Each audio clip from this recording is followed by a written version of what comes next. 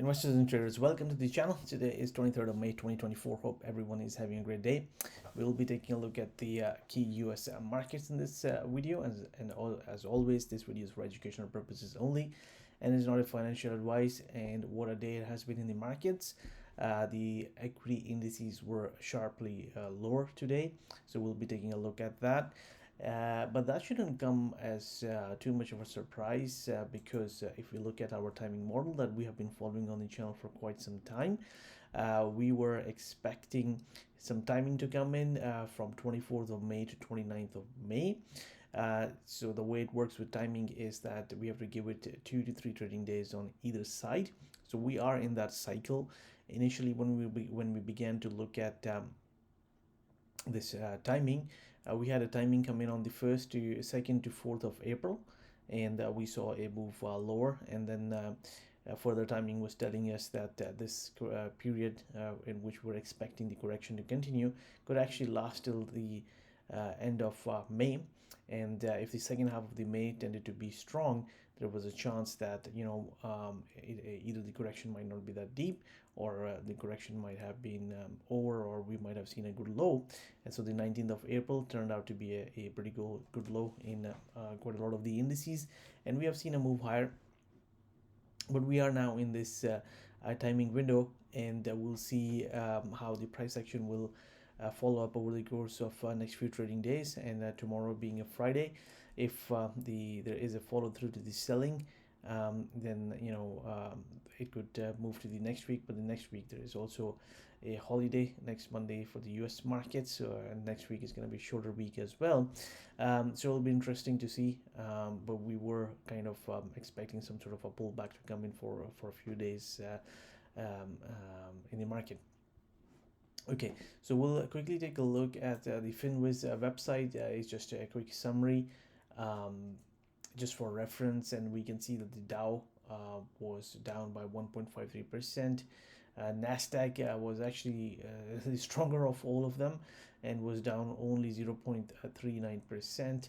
And the S&P 500 lost about 39 points, or 0.74%.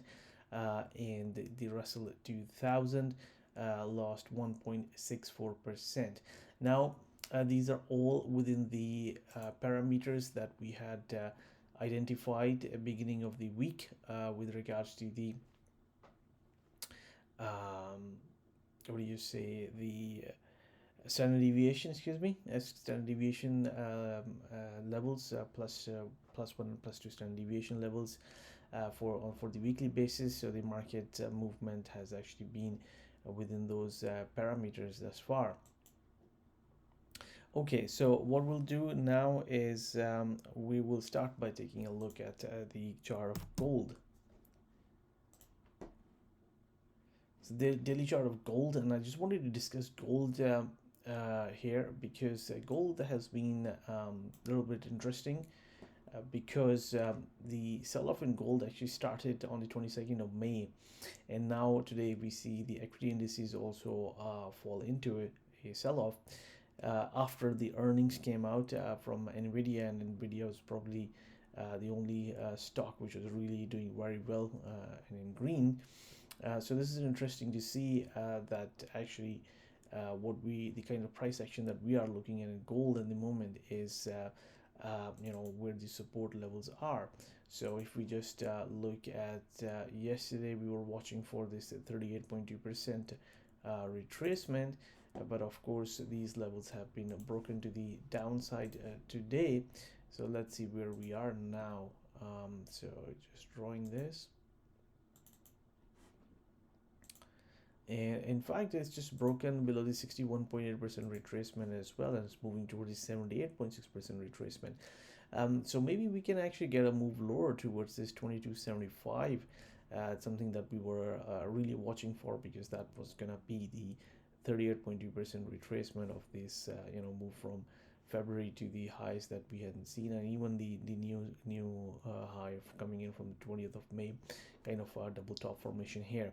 So interesting to see what we are seeing in metals, precious metals. And if you look at the silver, which is also a base metal, we have seen selling coming, and it's really at the 38.2% retracement. With this kind of a sell-off, we'll have to wait and see what the price action will look like. And here, this is the pattern that we're watching right at the 1.618 expansion and an ABCD here.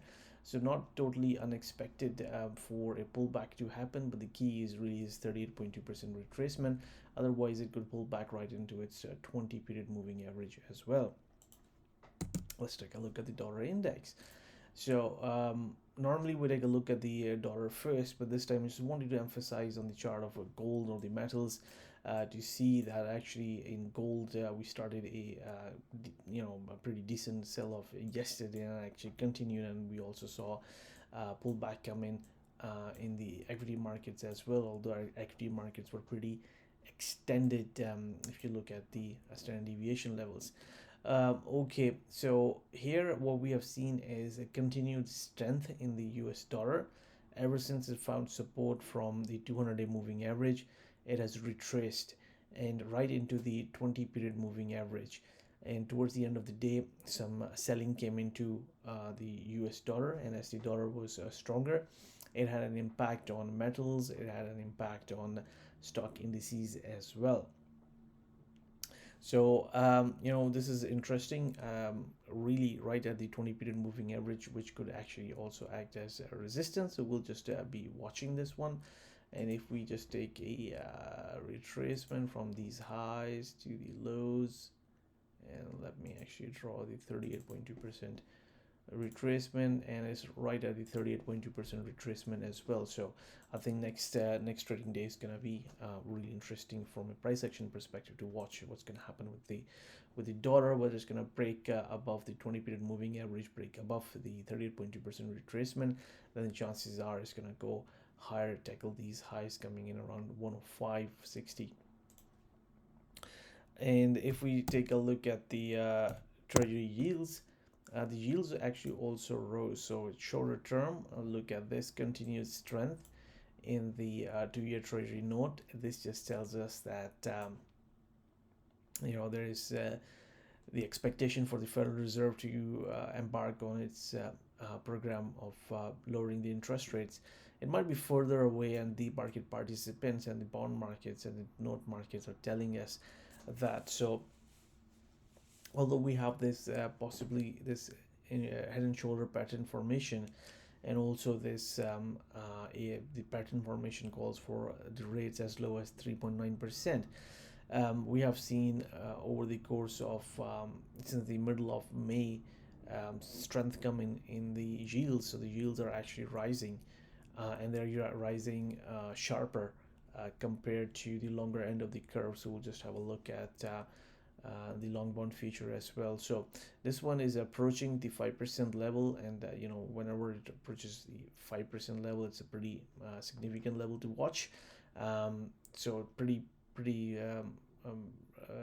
big move in the 2-year treasury notes today.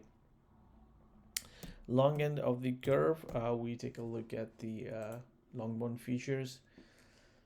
And here we can see this market is really stuck in a range. We just want to see whether we are really moving in this CD leg higher, but it's not just really able to break above those key levels of 118 or break above this channel line.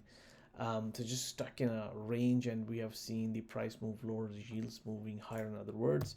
And then if we take a look at the TLT, which is the ETF for treasury notes of 20 plus year duration, again not able to close above 90 to 40 levels. So we're just really watching that, and look at this 200-day period moving averages coming in and just capping this rally here. And then of course we have this bearish symmetry in here. So yields have been rising, and of course that has an impact on the equity markets. So we'll have a quick look on the foreign markets. We'll start by taking a look at the German DAX, and the German DAX was actually also closed pretty much unchanged, but it had a fair amount of volatility. The fight between the bulls and the bears, and it's just this level is acting as support around 18,630, and ever since I hit this 1.272 expansion, it's just gone in a sideways range. So it'll be interesting to see whether it's able to break out of it, or the European markets, are maybe also pulling back. And then if we take a look at the United Kingdom, this is the FTSE 100. Looks like it wants to pull back to right to its 20 period moving average. There is some also political stuff coming into the UK because of the elections that have been announced, in national elections, 4th of July 2024. So maybe because of that, we might see some sort of initial pullback. But this market has also fairly extended. It had a really nice run up, especially starting after hitting the 38.2% retracement. And this is when, it's the 16th of April, and this is what we were watching when the markets in the United States, they were pulling back. We did not see that sort of a pullback coming in the European markets, such as the FTSE 100 and also the DAX. They found really good support from 38.2% retracement, and then they started to rally higher. And this was another reason that, which is telling us that maybe the markets in the United States might find a good low as well around the 19th of April kind of time frame. Okay, and then what we'll do now is we'll also take a look at some sectors before we actually begin to take a look at the stock indices. So let's take a look at the energy sector. So this is the XLE, and what we see is the energy sector keeps on moving lower. And this is what we had discussed, that breaking below 91.30 is actually going to be quite bearish for the energy sector. This is something which we discussed over the video we did over the weekend, that actually crude oil appears to be moving lower, and certainly we have seen it move lower today. Let's take a look at the XLF. This is the financials, but this one has the bigger banks in it, and again what we see is a pullback here as well. So interesting, a top here, a top here. Really, we were thinking it might still get to 42.97, which is the 1.272 expansion of this swing high to low, but there has been also a pullback in the financials. And then if we take a look at HGX, which is the Philadelphia housing sector, this one also, over a period of days, it's just looks like maybe a top and then higher high, a lower high. Maybe it wants to go and do an ABCD around here, or maybe come and touch its 200 period moving average as well, but nonetheless a negative close for the day. So there is weakness in this sector coming in as well. Now just take a look at the XLY, which is the consumer discretionary. It's important to take a look at that, and this is what we were actually watching for. There's a possibility we might have a head and shoulder pattern formation, but there is no confirmation. Looks like it's going to go and test the 200-day period moving average, and if it begins to close below that and taking out these lows, this is just telling us that actually the consumers are very careful in spending their money, and they're not really spending money on discretionary items. So large purchases for, I don't know, things like television, expensive items. They're really watching every penny, every cent they are spending, and this is kind of being shown here in this ETF. And then if we just take a look at the utilities, here we go. This is the XLU, the ETF, and we have seen a, there we go, pullback in XLU as well. So it was really close to the 78.6% retracement, and we were thinking I was going to get there between 73.20 to 74.20 because the 1.72, and just below that we have the 20 period moving average. So it looks like it's got a little bit further to go, and this might just provide some support around here. And if we just take a look at the transporters are the really interesting one, and we had a quite a fair amount of discussion about it over the weekend. And look, the Dow Jones index has made a new all-time high, but this one has been lacking. So all of this price action that we see here, actually the transportations have not been participating in the rally. in the broader indices. So that is also an indication that the companies which are related to the movement of the goods, they are lagging behind. So there is a concept of Dow Russell theory, which actually says that the transportations actually should also be participating in a broad market rally. Um, so I'm not going to go into too much details of that. You can read about it in on Google, but it's just worth taking a look at. It's also possible that the economy that we have is a more digital economy, but again, a lot of products that are that people use on everyday basis, they need to be transported.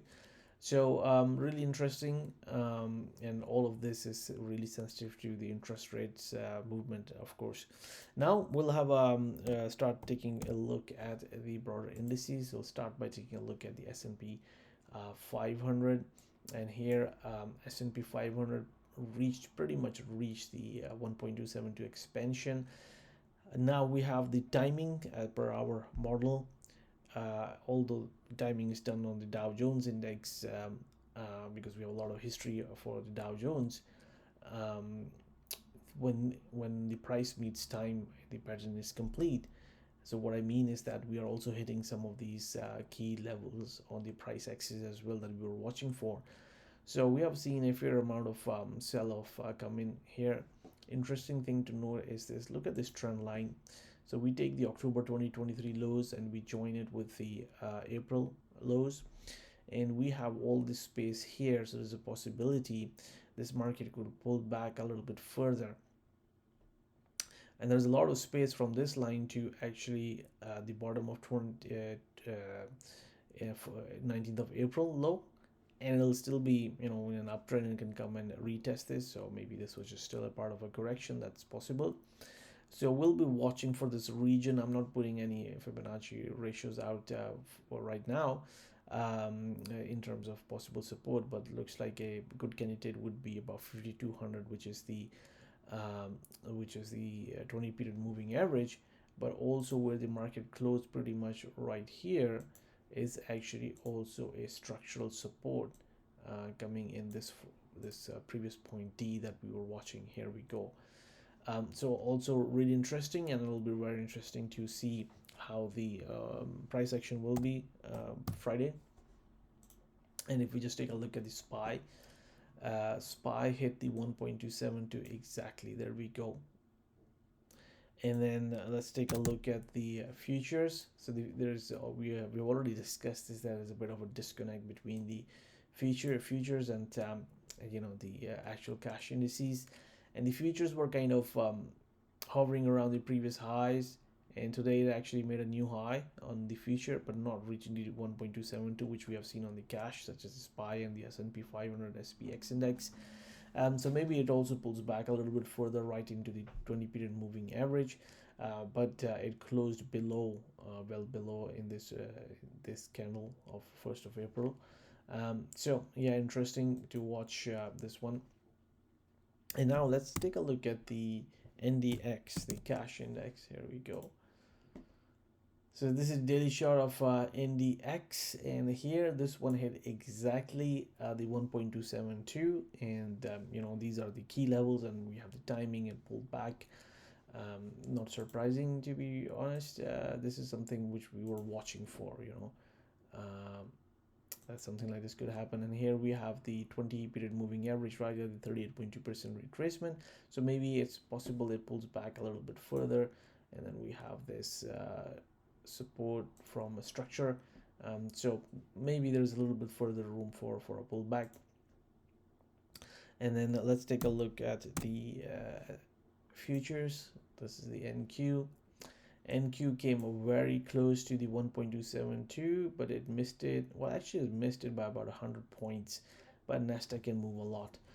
So here, yeah, possibility that it might actually pull back a little bit further to the 20 period moving average is that possibility is there. And if we take a look at the QQQ, it also had a pullback coming in here. Now the thing about QQ is let's draw the 1.272, and we can also see that reach the 1.272 expansion. And if we take a look at the XLK, yeah, oops, 1.272 exactly. So again, this is the thing, we have these expansions being hit in a number of these um, indices. So we have seen a pullback, and now let's take a look at the Dow Jones. Dow Jones is really interesting because Dow Jones was lagging already. You know that we already know this one. Other indices, they have gone and made 1.27, and Dow Jones did not do that, and Dow Jones it was the weakest one today. It's right at its 20 period moving average, and if we just draw a retracement, here we go. So it's right at the 38.2% retracement. Maybe it can pull back a little bit further to this point, which will also be the 50% retracement or thereabouts, and structural support. That's possible. But on the cash index, this is where we also have our timing. You can see that's a little bit different because it made a new high, which it did not do in future. So this is something really interesting, and the cash is also sitting right at the 20 period moving average. So this is interesting to watch. Last but not least, the Russell 2000. This is the one where we were really a little bit concerned as well, because it did not make new all-time highs, but it was also closing below the 78.6% retracement. And then we have this wicked wedge formation here. You may also call it a triangle formation. So it closed below this candle's low yesterday, and then we have seen a pullback. Now the price is a little bit below the 20 period moving average. And if we just draw a retracement level right here, it's right at the 38.2% retracement. Now guys, if we had a pullback in, let's say, S&P 500 or the NASDAQ for one day, these are, it might look, if you look at number of points for some of the indices such as Dow Jones, about 600 points, quite a lot of points. But it's not changing anything in terms of the longer term trend that is in place. In fact, this kind of pullback we were watching for, because we were in the timing period. And now what is really important is what sort of follow through we get, and for how long we get a follow through. And given the fact that the next week is going to be shorter week, it's also important we have a holiday approaching, and it's possible that some of the players wanted to take some of the risk off because of the longer weekend coming in, as an example. So that's possibility is there. I don't know exactly why, what happened, but what I can tell is that we were hitting the 1.272 expansion, technically speaking, and we were in that timing window as well. So Russell 2000 is really interesting. If it holds this level, that's going to be really, really good. But yeah, further pullback is also possible. And if we take a look at IWM, this is Russell 2000. This one is doing something similar right at the 20 period moving average, a little bit below that, and it might also be right at the 38.2% retracement. And yes, it is. So the futures and the cash is actually doing something similar, right at 38.2% retracement, very close to the 20 period moving average. So this is something that we are watching. I hope you like the video. If you found it of educational value, give it a thumbs up. And if you like how we do the technical analysis on the channel, then please just subscribe to the channel. Thank you very much for watching the video. Good luck, good trading, and speak to you guys soon.